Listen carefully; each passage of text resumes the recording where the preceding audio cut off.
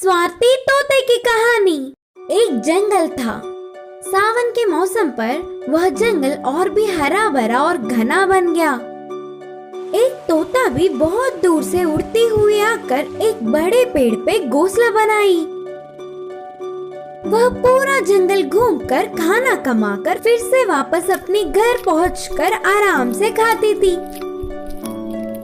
जब भी फुर्सत मिले तब अपने मीठे मीठे बातों से उस पेड़ से गपशप करती। आगे आगे वह तोता और पेड़ दोनों अच्छे दोस्त बन गए। ऐसे कुछ समय बीत गया। फिर पत्तों के झड़ने का समय आ ही गया। इससे यह बड़े पेड़ के सारे पत्ते झड़ने पर पेड़ पूरा खराब हो गया। तोता उस पेड़ के पत्तों को झड़ना और आसपास के प्रांत के सूखने पर बहुत उदास हुई।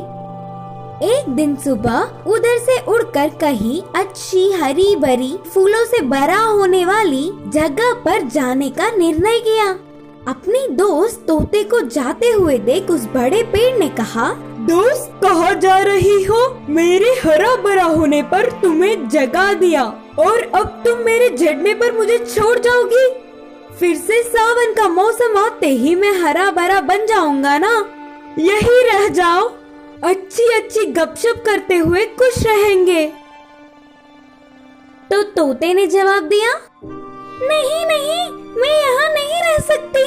पत्तों के ना झड़ने वाले पेड़ आसपास की सुंदर सी जगहों में जाने की सोच रही हूँ। ऐसे उस पेड़ के इतना समझाने पर भी बिना सुने तोता वहाँ से चली गई। खुद के झड़ने से ज्यादा अपनी दोस्त को छोड़ जाने पर पेड़ बहुत उदास हुआ और फिर पूरी तरह से झड़कर नीचे जमीन पर गिर पड़ा। उसके बाद आने वाले सावन के मौसम में उस जंगल में सारे पेड़ हरा भरा और सुंदर होने पर भी एक भी पेड़ ने उस तोते को आश्रय नहीं दी। इस कहानी की नीति है कि पेड़ दोस्त को छोड़ जाने वाली तोते की तरह नहीं, बल्कि सुख दुखों में साथ निभाने वाले ही सच्चे और अच्छे दोस्त होते हैं। भेड़िया को सबक देने वाली बकरी की कहानी। एक जंगल में एक भेड़िया रहता था। वह बहुत चालाक था। कोई भी छोटा सा जानवर देखने पर भी वह उसे ना छोड़ता। किसी के भी होशियारी दिखाकर बचने की कोशिश करने वाले चाल को मात देकर उसे अपना भोजन बना लेता। उसी जंगल में एक छोटा सा घर में एक बकरी अपने 3 बच्चों के साथ रहती थी। वे सब घास चरने के लिए बाहर आने पर बकरी के बच्चों को देख वह भेड़िया के मुंह में पानी आ जाते थे। बकरी के बच्चे बहुत ही नरम हैं। माँ के ना होने के समय पर माँ के बिना मुझे किसी एक दिन अकेले मिलेंगे ही, तब लूंगा उनकी खबर। सोचकर उन बकरी के बच्चों को खाने के लिए भेड़िया अक्सर कोशिश करता था, लेकिन हमेशा माँ बकरी के पहरा देने पर उसे मौका नहीं मिलता। एक दिन खाम से माँ बकरी को बाहर जाना पड़ा था। जाते जाते, बच्चों ध्यान से सुनो, मेरे अलावा कोई भी आए तो दरवाजा मत खोलना, बोलकर सावधानियां बरतती गई। ये सब भेड़िया चुपकर देख रहा था। यही समय है, माँ बकरी के वापस आने तक किसी भी तरह बकरी के बच्चों को खाना है, सोचकर एक चाल सोची। माँ बकरी के जाने के कुछ समय बाद भेड़िया बकरी के घर आकर कहा, बेटे मैं तुम्हारी माँ, दरवाजा खोलो बच्चों। अंदर के बच्चों को वह अपनी माँ की आवाज जैसे नहीं लगी। हमारी माँ की आवाज तो ऐसे नहीं होती, उन बकरी के बच्चों ने कहा और भेड़िया चला गया। कुछ देर बाद दूसरी चाल से फिर आ गया। अब बकरी के आवाज में, दरवाजा खोलो बच्चों, कहा। माँ आ गई करके दरवाजे के छेद से बच्चों ने देखा तो खाले पैर दिखे। ना, तुम हमारी माँ नहीं हो, हमारी माँ के तो सफेद पैर होते हैं, उन बकरी के बच्चों ने कहा। ये तो बच्चे ही है सोचा, लेकिन ये तो मुझसे भी चतुर सोचने लगे। रुको, अभी इनकी खबर लूंगा। सोचकर भेड़िया तेजी से जाकर पैरों को सफेद रंग लगाया और फिर से आया। चल चल के पेड़ जकड़ गए। दरवाजा खोलो बच्चों करके कहने पर आवाज पैर अपने माँ के जैसे ही होने से बकरी के बच्चों ने दरवाजा खोला। तुरंत भेड़िया सामने रहने वाले 2 बच्चों को निगल गया और उधर से चला गया। कुछ देर बाद माँ के वापस आने पर एक बच्चा ही रोता हुआ दिखा। पूरी बात जानकर माँ बकरी गुस्से में भेड़िए के गुफा के पास गई।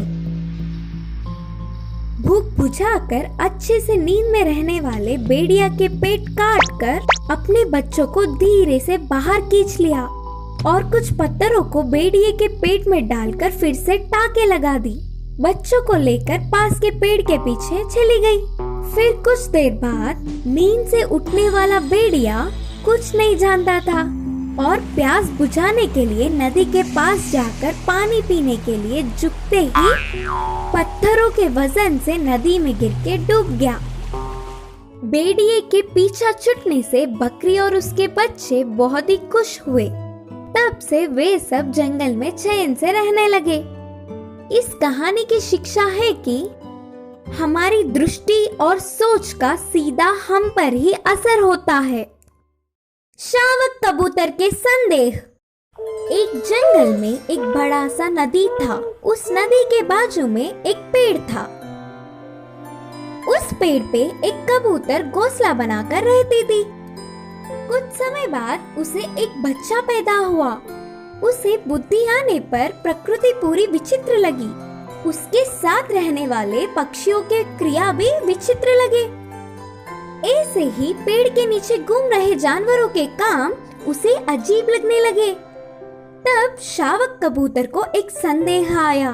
वह किस प्रकार के व्यवहार को पालन करे समझ नहीं पाया। माँ, मैं किससे दोस्ती करूँ? किससे क्या सीखूं? कुछ भी समझ नहीं आ रहा। फिर मैं करूँ तो क्या करूँ?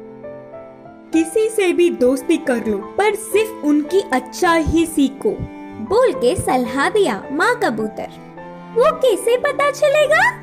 बोल के शावक कबूतर ने पलट के पूछा। जल्दी ना कर, वह तुम्हें अनुभव से ही पता चलेगा। माँ की बात ना समझने पर भी उसने सिर हिलाया। अगले दिन ही छोटी कबूतर को पेड़ के नीचे चींटियां दिखे। उन्हें देख नीचे आकर कहा, ये क्या? तुम सब अपने आप जाने के बजाय सारे एकजुट होकर युद्ध की तरह क्यों जा रहे हो? करके संदेह से पूछा। वह हमारे चींटियों का नियम है। हम खाना लेकर एक के बाद एक जाके आते हैं और साथ ही टील भी तैयार करते हैं, बोल के कहा एक पुरुष चींटी। खाने के लिए घर जाने के लिए इतनी मेहनत क्यों करना? देखो तो तुम्हारा पागलपन लगता है, करके हंसकर फिर से पेड़ चढ़ गई। उसके बाद पेड़ के छाल को चुभती हुई आवाज सुनकर शावक कबूतर उस तरफ घुमा। एक पंछी पेड़ पे चढ़कर वही काम की तरह चुभती दिखी। हे, क्यों ऐसे तुम्हारी चोंच छुपा रहे हो? करके चिढ़ाते हुए कहा।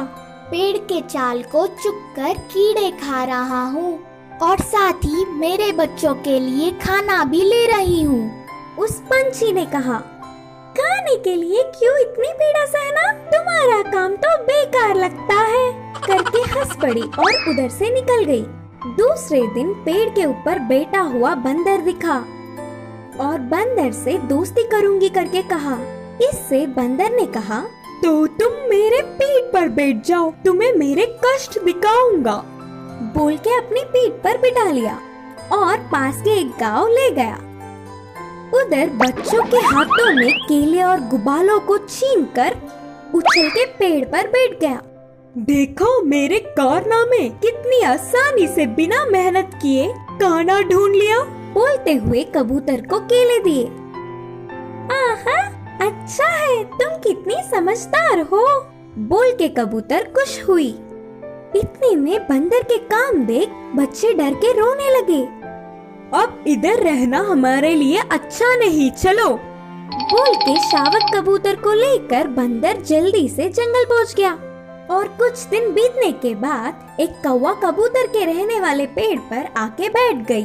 प्यारी सी शावक कबूतर को देख के कहा, अगर मुझसे दोस्ती करना है तो मेरे साथ आना पड़ेगा करके शर्त रखा। शावक कबूतर मानकर कौवे के साथ चल पड़ा। कौवा उड़ता हुआ जाकर फसल पे उड़कर कुछ दाने खाते हुए और बहुत दाने जमीन पर गिराता रहा।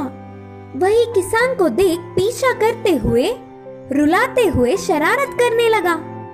शावक कबूतर को कौवे के कारनामे देख मजा आ रहा था और वह भी बिल्कुल ऐसे ही करने लगी। देख के थक जाने वाला किसान उन पर पत्थर फेंका।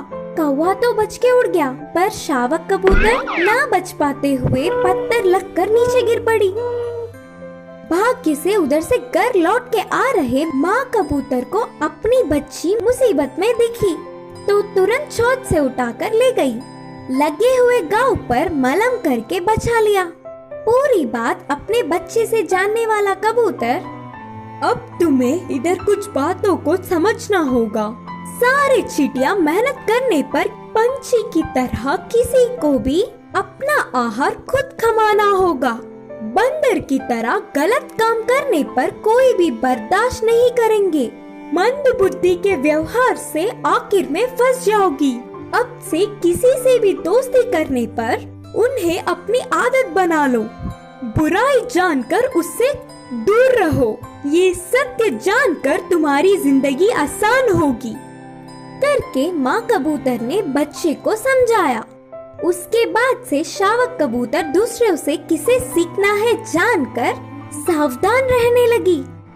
इस कहानी की नीति है कि हमें किसी से भी दोस्ती करने पर अच्छाई ही सीखनी चाहिए।